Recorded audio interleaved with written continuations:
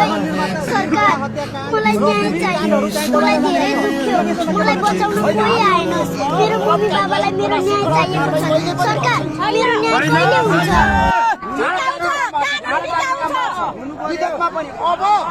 वर्तमान सरकारले बालिन्साको नेतृत्व सरकारले दुईटै मतको सरकारले संविधान संशोधन गरेर भए पनि संविधानमा बलात्कारीलाई फाँसी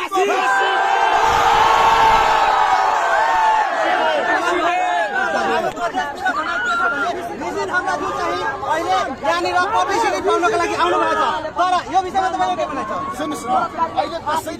कसैलाई छैन पब्लिसिटीको कुरा नगर यो बेलामा सबै नागरिक रोएका छन् गरिमा 14 को छ नि जसरी बलात्कारपछि एउटा नानी छोरी हामी सबैको भन्छु म किन भन्दाखेरि जसलाई केही थाहै थिएन बलात्कार गरेर हत्या गरियो दिवस त हत्या गरिरहेछ क्या त्यो पीडा कसलाई छैन भन्नुहोस् त म त सबैलाई भन्न चाहन्छु राज्यलाई भन्न चाहन्छु सरकारलाई भन्न चाहन्छु गृहमन्त्री सुदन गुरुङलाई भन्न चाहन्छु पीडितलाई न्याय दिनु हजुर पीडितलाई न्याय दिनुपर्छ भने हाम्रो पनि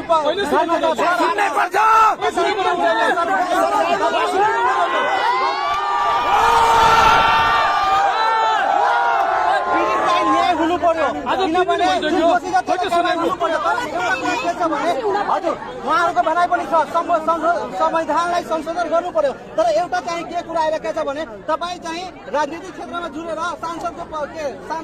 बेला तपाईँ त्यति बेला रोडमा जानुभएको थियो र केही व्यक्तिहरूलाई आश्वासन दिनुभएको थियो उहाँहरूको अवस्था कस्तो छ तपाईँले थाहा होइन म त्यतातिर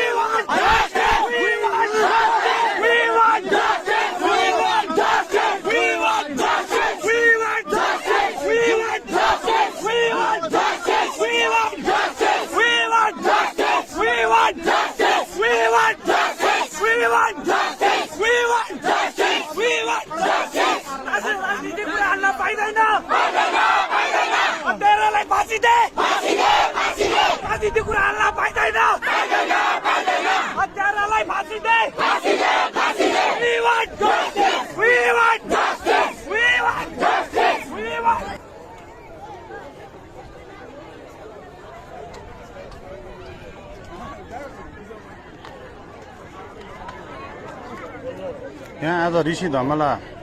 आइसक्नु भएको छ तर हाम्रो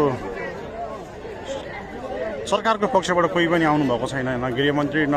प्रधानमन्त्री न कुनै पनि सांसदहरू यहाँ यस स्थानमा कोही पनि आउनु भएको छैन अहिलेसम्म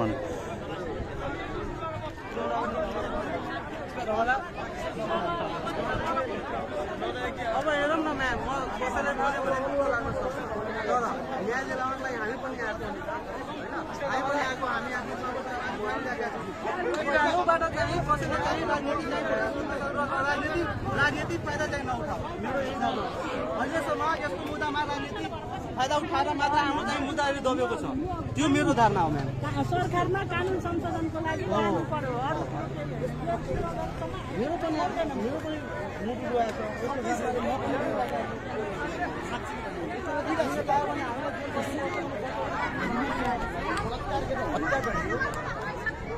छ अपराधी त्यसलाई अब कारवाहीले पुग्दैन जनताको भनाइ छ त्यसलाई जेल सजायले पुग्दैन अब सरकारले वर्तमान सरकारले शक्तिशाली सरकारले बालिन्साको नीति सरकारले दुईटै मतको सरकारले संविधान संशोधन गर्ने यो कानुन संशोधन गर्ने बलात्कारीलाई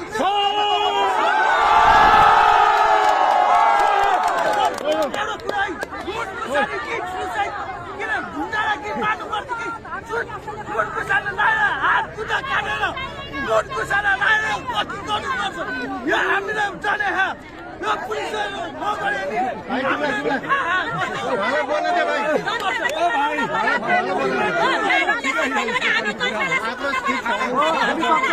सक्छौँ